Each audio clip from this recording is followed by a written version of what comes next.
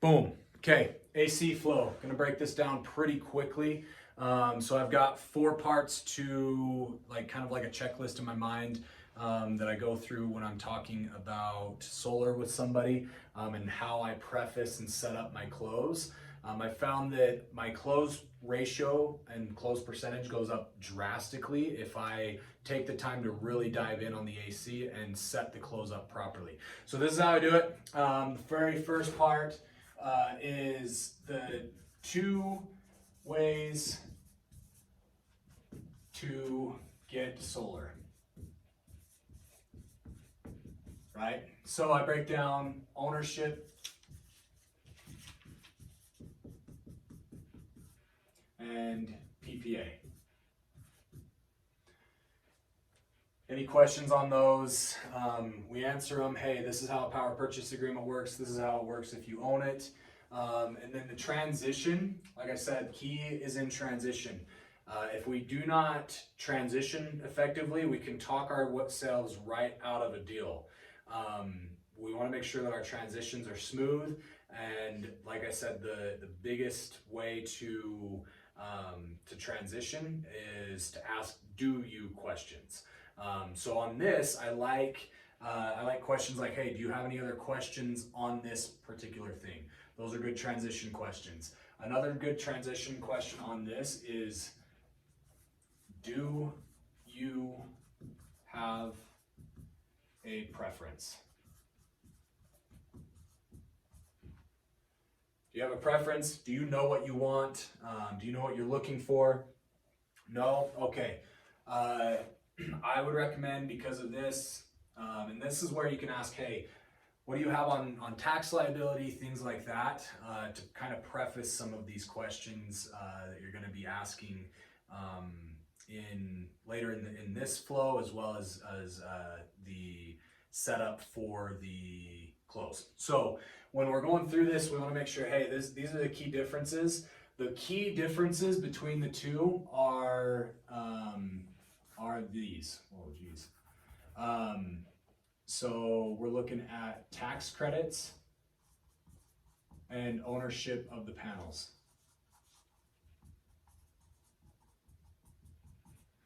So basically the tax credit as well as the ownership of the panels goes to, well, the tax credit goes to whoever owns the panels.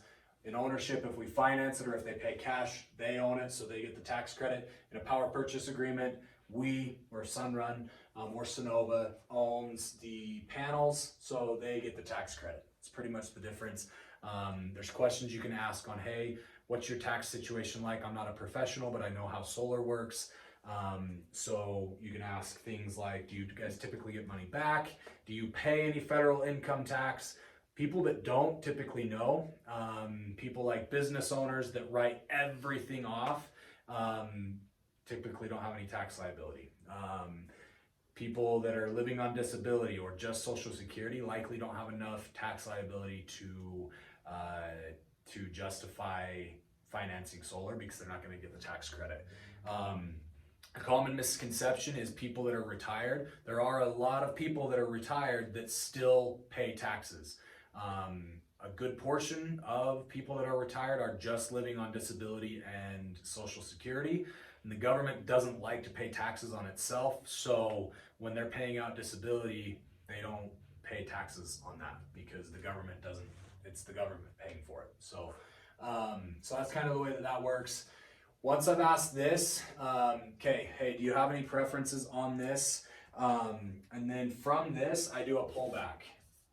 So your pullback is, hey, the purpose of this call is to make sure that one, you qualify for it, as well as that it's going to be something that fits for you. If it doesn't fit for you, we're not going to do it. I'll say things like that kind of takes the pressure off. We don't want to like put a lot of buying pressure on people, especially in the AC, because it's kind of the preface is, hey, solar makes sense or it doesn't. If solar makes sense for you, then great. If it doesn't, no harm. But on the pullback, hey, we need to get the usage.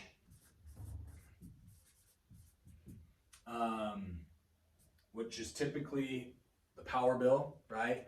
Bare minimum, we get what their average consumption is. Hey, we got to make sure that that your sun gets that the roof is good and it gets enough sun.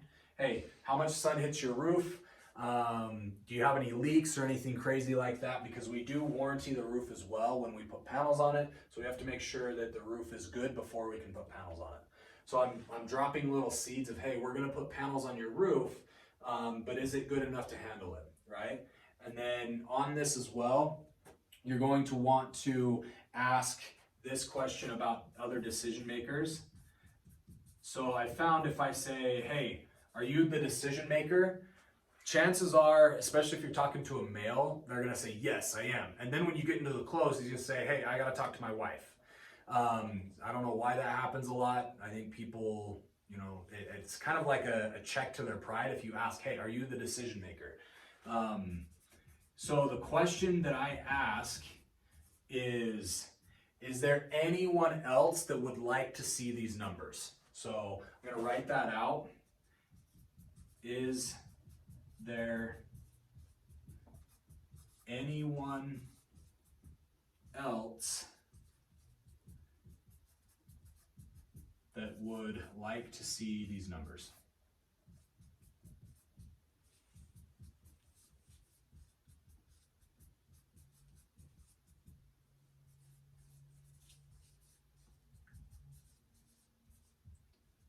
You're going to want to make note of if they say, oh yeah, my wife is definitely going to want to look at these. Yeah, my husband will probably want to see these.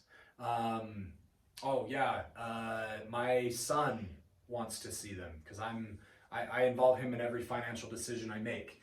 How many times have we gotten into a close and we end up kind of stepping on our own feet because we didn't ask this question?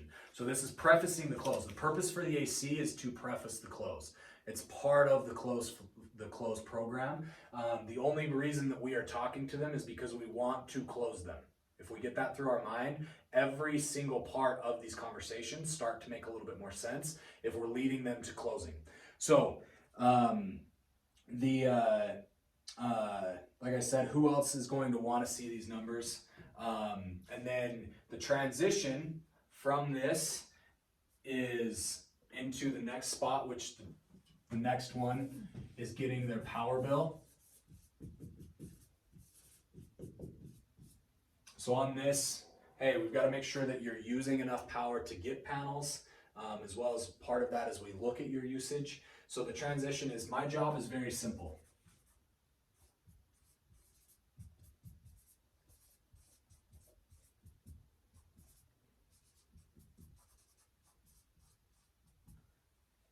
Okay. All right, cool. Yeah, your son's going to want, what's your son's name? Okay, perfect. Tyler's going to want to see these numbers. Is there anyone else that's going to want to see these numbers? No? Okay. Hey, my job's super simple. It's just to get, like I said, the usage. Do you do your power bill online or do you get it in the mail? And this is where you can get, so online or mail. That's what we're shooting for, is a copy of the bill. Like I said, worst case scenario, if we just get, hey, I pay $200 on average, that's good enough. Like we can build off of that.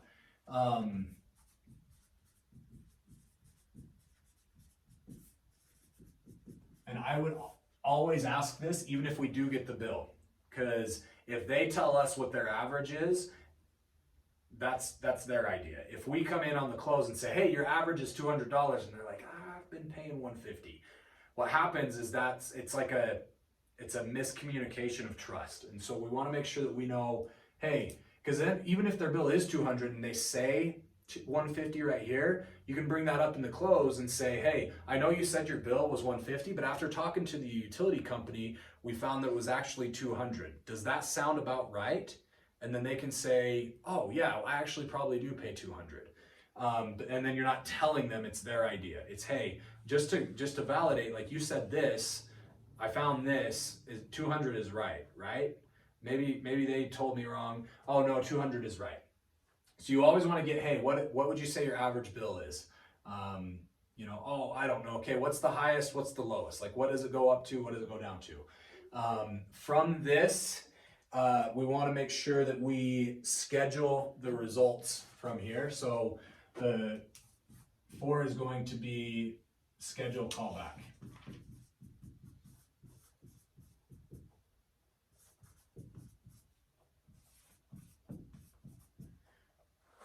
What we found is that same days are paydays. If we can strike while the iron's hot, it's amazing. In this, when we are looking at this, what we're going to want to make sure is that we get all of the decision makers, right?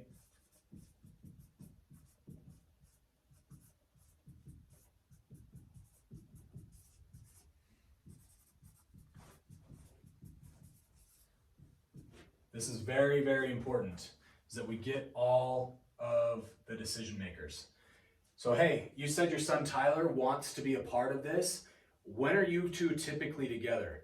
Oh, he's actually coming over tonight. Okay, I'm gonna expedite getting the numbers back. Usually it takes me a couple of hours, but I'll try and have it back within a half hour. You said he'll be home at about 6. Yes? Okay, I'm gonna call you guys at about 6:30. Does that work? Yes? Okay, perfect. On this as well, we found that having them write down a confirmation number is going to be legendary in people not no-showing us. So there's been studies on this. I honestly have not used it a ton, but the times that I have, it's actually been very effective. I will be using it a lot more moving forward. Give them a confirmation number. You say, hey, perfect, here's your confirmation number. Let me know when you have a pen so you can write it down. I'm gonna give you your confirmation number. And you can make something up. I have the same confirmation number, it's just 803-811. I can remember that. Hey, your confirmation number is 803-811. I use it for every single person I talk to, so I don't vary it, right? Hey, yep, just to make sure, and then when you call back, hey, just to make sure that I am still talking to who I am talking to, I've got your confirmation number was 803-811. Does that sound right? Yes, perfect. But confirmation numbers are awesome because the psychology behind it,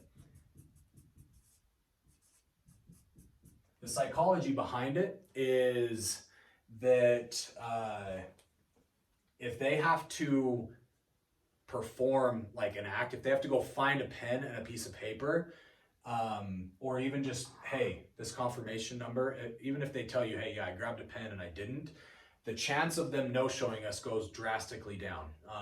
So the statistics on it are typical average no-show is anywhere, I mean, this is sales industry wide, is anywhere from 40 to 55%. People that routinely give out confirmation numbers drop that under 10%, which means we get more swings, as well as they take us a little bit more serious. So another line that I like to do on this, and I'll say this throughout closing, throughout the AC, is hey, solar's gonna make sense or it's not. My job is not to twist your arm into doing anything that's not gonna make sense for you. If this doesn't make sense, I'll probably just shoot you a text and tell you that I appreciated your time, but I'm not gonna waste your time and I don't wanna waste mine either. Are you okay with that?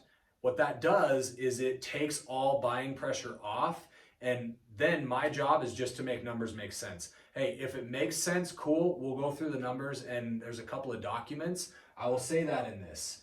Hey, there's a couple of documents that I'll shoot over to you. I'm prefacing the close. If it doesn't make sense, I'm not even gonna call you back because I don't wanna waste your time. Is that fair?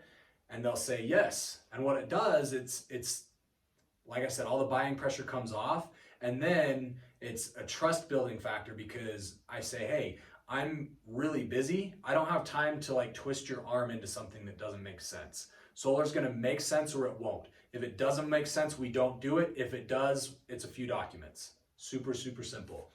And then what it does is it's just my job to make it make sense, which going through the close flow, after you get through it, like it makes sense. It's very, very hard to like not have it make sense when you go through the close flow. So this is the AC flow. You don't need to dive way far deep into anything crazy on this. something I'll typically ask when I'm prefacing these is, hey, do you have any questions about how solar works or anything like that? And then we ask that again on the closed flow call. And that's pretty much it. But questions, thoughts? Good stuff. Dope. Yes, this stuff will help. So, boom, we're in AC flow.